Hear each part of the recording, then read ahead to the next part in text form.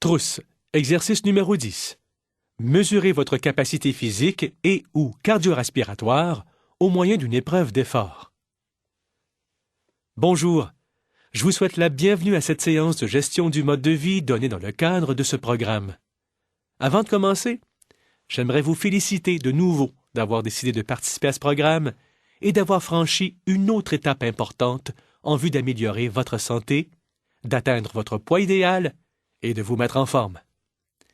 Aujourd'hui, nous nous concentrerons sur la mesure de votre capacité cardio-respiratoire. Cette trousse a été conçue spécialement pour les personnes qui subiront une épreuve d'effort avec ou sans la mesure de consommation d'oxygène. Nous vous recommandons de lire et d'étudier le contenu de cette trousse avant de passer l'épreuve et après l'avoir passée. N'hésitez pas à poser toute question à votre mentor ou au professionnel de l'activité physique qui vous fait passer l'épreuve. La condition physique comporte 3 composantes principales. La capacité cardio-respiratoire, la force musculaire et l'endurance, et la souplesse. Chacune de ces composantes est importante pour la santé et la performance athlétique, mais parmi celles-ci, la capacité cardio-respiratoire est la plus étroitement liée à la santé et à la réduction du risque de maladies cardiovasculaires, ce qui constitue l'objectif principal de ce programme. La capacité cardio-respiratoire correspond à votre capacité à effectuer un exercice aérobique à une intensité modérée à élevée pendant de longues périodes. Le terme aérobique fait référence à l'utilisation d'oxygène pour produire de l'énergie. Votre consommation d'oxygène maximale, également appelée VO2 max, est la quantité maximale d'oxygène que vous pouvez utiliser pour produire de l'énergie pendant 1 minute d'exercice. Les valeurs de VO2 max sont exprimées en millilitres d'oxygène consommés par kilogramme par minute d'exercice. Selon les scientifiques, le VO2 max est l'étalon or ou la meilleure mesure de votre capacité cardio-respiratoire. Plusieurs facteurs influent sur le VO2 max. Par exemple, le VO2 max est en moyenne 15% inférieur chez les femmes comparativement à celui des hommes du même âge.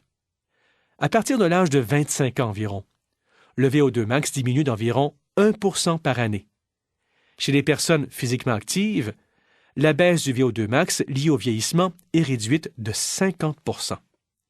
Une étude de 8 ans menée au Cooper Institute for Aerobics Research à Dallas, au Texas, a montré que les hommes et les femmes qui étaient modérément ou très en forme présentaient un risque considérablement plus faible de mourir pendant l'étude comparativement aux personnes qui n'étaient pas en forme.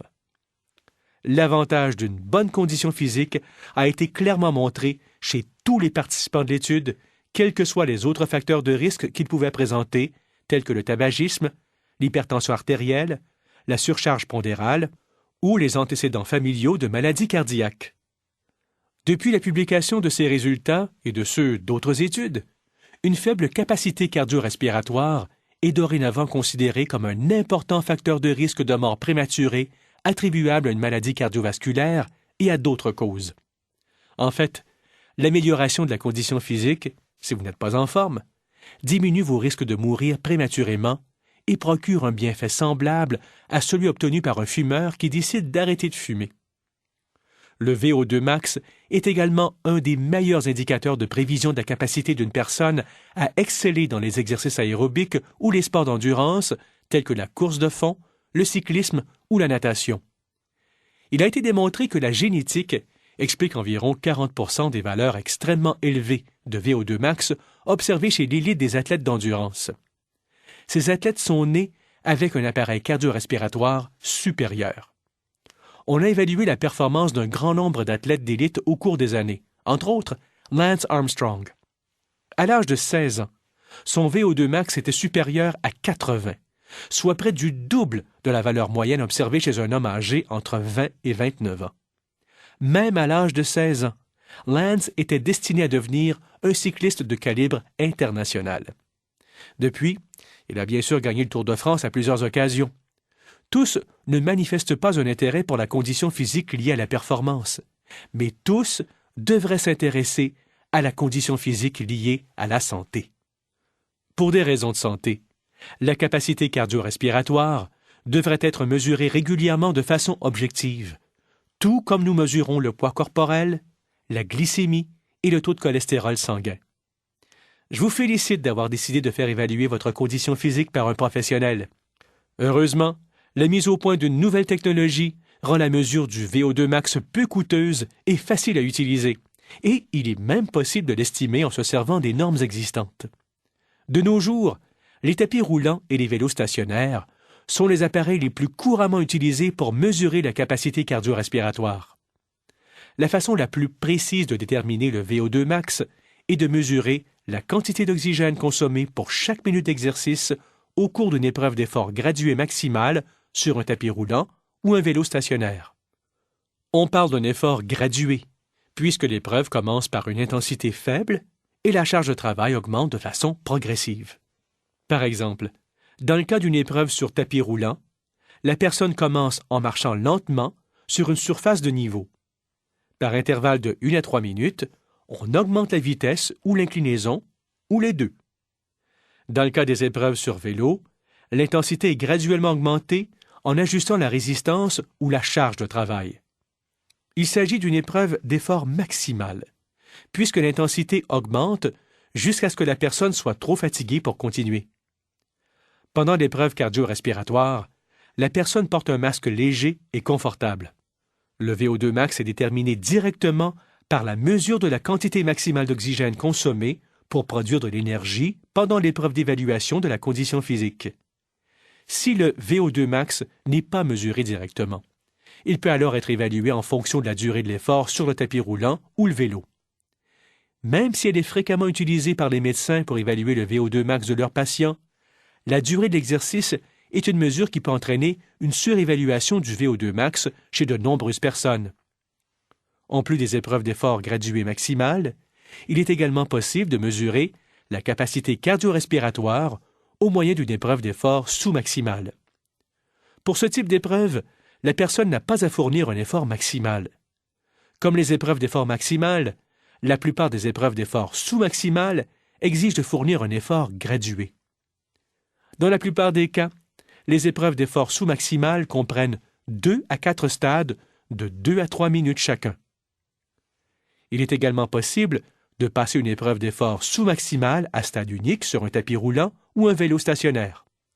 Le reste de cet enregistrement audio vous fournit des renseignements sur la façon de vous préparer à passer une épreuve d'évaluation de votre capacité cardio-respiratoire. Assurez-vous de passer attentivement en revue les renseignements présentés dans cette trousse avant de venir passer l'épreuve. Une bonne préparation aidera à assurer votre sécurité au cours de l'épreuve et une plus grande précision des résultats. La durée de l'épreuve est d'environ 30 minutes, comprenant le temps de préparation et de récupération. Si vous prenez des bêta-bloquants, essayez, dans la mesure du possible, de passer l'épreuve à peu près à l'heure où vous vous entraînez habituellement. Les épreuves d'évaluation de la capacité cardio-respiratoire sont très sûres. Avant de procéder, le professionnel de l'activité physique vous posera quelques questions pour déterminer si vous devez fournir un certificat de santé ou si un médecin devrait superviser votre épreuve.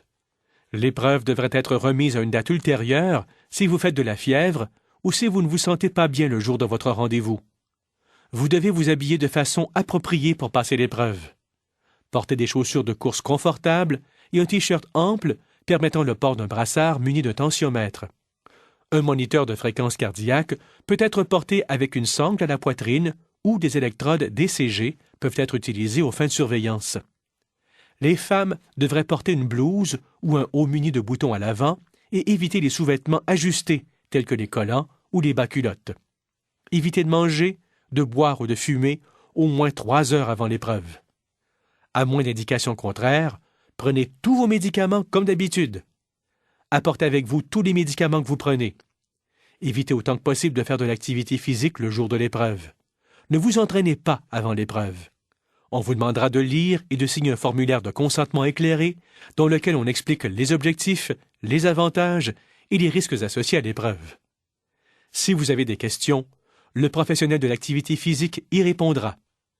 Après avoir signé le formulaire de consentement éclairé, le professionnel de l'activité physique vous expliquera en détail la marche à suivre y compris la façon de communiquer pendant l'épreuve.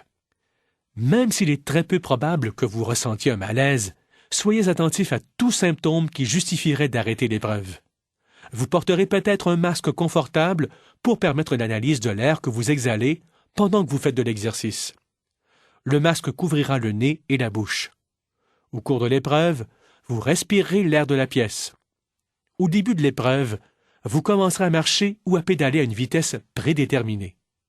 Dans le cas d'une épreuve à stade multiple, le professionnel de l'activité physique ajustera la charge de travail au cours de l'épreuve. Il vous surveillera pendant toute l'épreuve et vous demandera comment vous vous sentez. Si vous avez un problème, dites-le lui immédiatement.